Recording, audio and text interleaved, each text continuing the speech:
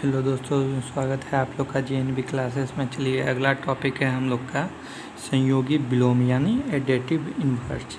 ठीक है, ये एडेटिव इन्वर्स होता क्या है? ठीक है, जिन दो संख्याओं का योगफल जीरो हो, जिन दो संख्याओं का योगफल जीरो यानी किसी भी दो संख्या को जोड़ेंगे तो उसका योगफल यानी जो जीरो होना चाहिए उसी को संयोगी विलोम कहते हैं यानी एडेटिव इन्वर्स कहते हैं। जैसे मान लीजिए, जैसे एक का संयोगी विलोम -1 है।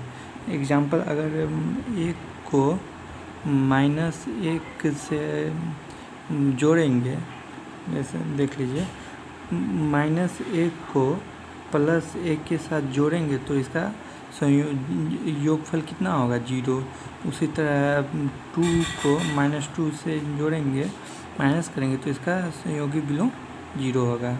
ठीक, यही है। चलिए आते हैं हम लोग को गुणात्मक विलोम में यानी मल्टीप्लिकेटिव इन्वर्स। तो इसका चलिए डेफिनेशन समझते हैं। ठीक, दो संख्याओं का गुणनफल 1 हो तो उस दो प्रत्येक एक दूसरे का गुणनफल विलोम कहलाता है। जैसे एग्जाम्पल के रूप में देखिए, कोई भी ऐसा संख्या से हम गुना करेंगे तो उसका गुणनफल जो होना चाहिए ना वो 1 होना चाहिए। जैसे 2 का गुणात्मक विलोम क्या होगा? 1/2। ठीक है, इसी को काटेंगे तब ना 1 आएगा। इसी तरह 3 का 1/3। ठीक है, इसको काटेंगे 1 आएगा। ये जो 1/2 1/3 होता है ना, ये गुणात्मक विलोम होता है। जैसे भी कोई भी संख्या का गुणात्मक विलोम लीजिएगा, जैसे 2 का लिए तो 1/2, 5 का लिए तो 1/5, यही होगा।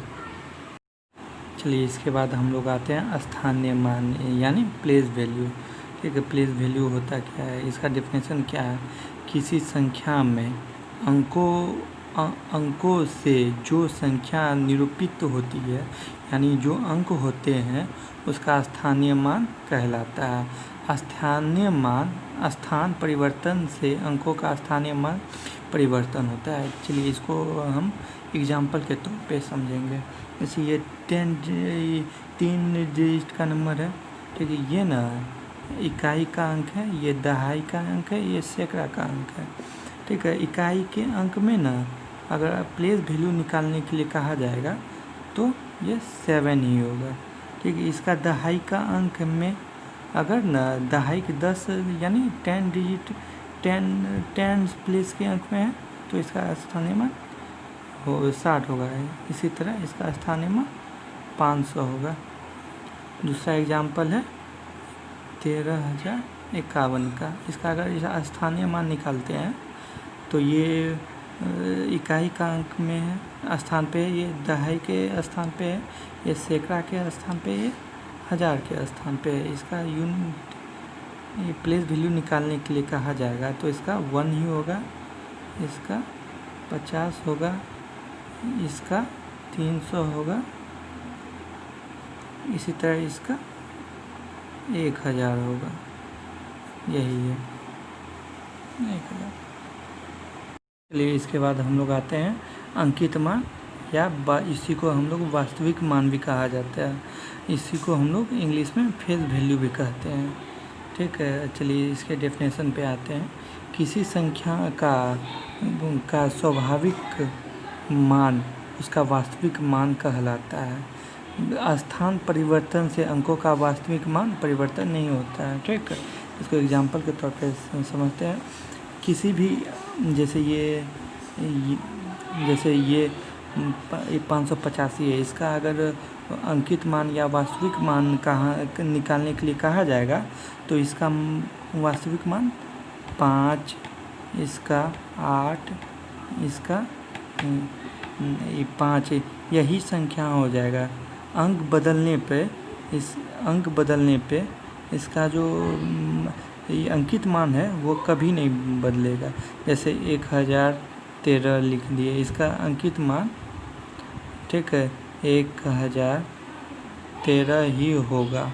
ठीक, चलिए हम लोग आते हैं बड़ी संख्या यानी ग्रेटर नंबर के। ठीक, ग्रेटेस्ट नंबर। एक अंकों की सबसे बड़ी संख्या 9 होती है।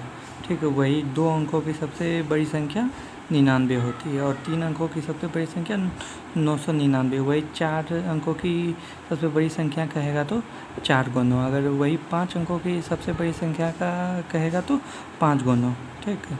अब उसके बाद आते हैं छोटी संख्या पे। 1 अंक की सबसे छोटी संख्या 1 होती है। ठीक है।